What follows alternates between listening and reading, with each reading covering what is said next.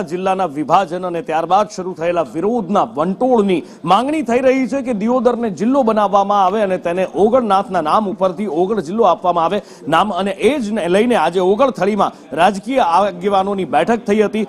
સવાલ અહીંયા એ છે કે હવે અહીંયા સરકાર કરશે શું, કારણ કે જે વિરોધ પ્રદર્શન છે એ સામાન્ય જનતા પણ કરી રહી છે। એમાં ભારતીય જનતા પાર્ટીના નેતાઓ છે, કોંગ્રેસના પણ દિગ્ગજ નેતાઓ છે, ભાજપના દિગ્ગજ નેતાઓ, ધારાસભ્યો પણ છે, પૂર્વ વિધાનસભા અધ્યક્ષ ગુમાનસિંહ વાઘેલા હાજર છે, ધારાસભ્યો હાજર છે, કેશાજી પણ પહોંચ્યા છે, અને એક જ માંગ એક સુરમાં વિપક્ષ હોય, શાસક પક્ષના નેતાઓ હોય કે પછી સામાન્ય જનતા એક જ માંગ કરી રહ્યા છે કે વાવ થરાદ નહીં, દિયોદર જિલ્લો બનાવવામાં આવે અને દિયોદર જિલ્લો બનાવી તેને ઓગળ નામ આપવામાં આવે।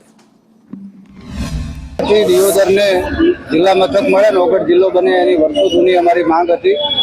સરકારશ્રીએ નવા જિલ્લાની જાહેરાત કરીને એમાં થરાદ જિલ્લો જાહેર કર્યો। એમાં પ્રજાએ કહ્યું કે બરાબર છે, કદાચ તમે થરાદ જિલ્લો જાહેર કરો, પણ વર્ષો જૂની અમારી માંગ છે, ઓગળના નામથી અમે જિલ્લો માંગતા હતા। સરકારે અમારી માંગ સંતોષાઈ નહીં। છેલ્લા 14 દિવસથી ધરણા ઉપર છીએ, પરંતુ સરકારે હજી સુધી અમારી માંગ સ્વીકારી નથી। ત્યારે આ વિસ્તારની પ્રજાએ નક્કી કર્યું કે હજારોની સંખ્યામાં ભગવાન ઓગળજી પાસે જઈને પ્રાર્થના કરીએ, મહાયજ્ઞ કરીએ અને ભગવાનને કહીએ કે પ્રભુ ઓગળજી આપ જ હવે અમને જિલ્લો અપાવો।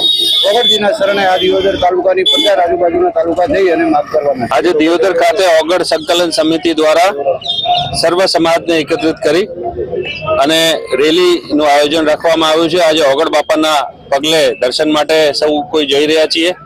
ત્યાં હવનનો કાર્યક્રમ છે અને દિયોદર વડું મથક થાય એની માટે પ્રાર્થના કરવાના છીએ। સરકારને વિનંતી સાથે સરકારને ધ્યાન બી દોરવા માંગીએ છીએ કે જે લોકોની આ વિસ્તારના લોકોની માંગણી છે એ ખરેખર વ્યાજબી છે અને દિયોદર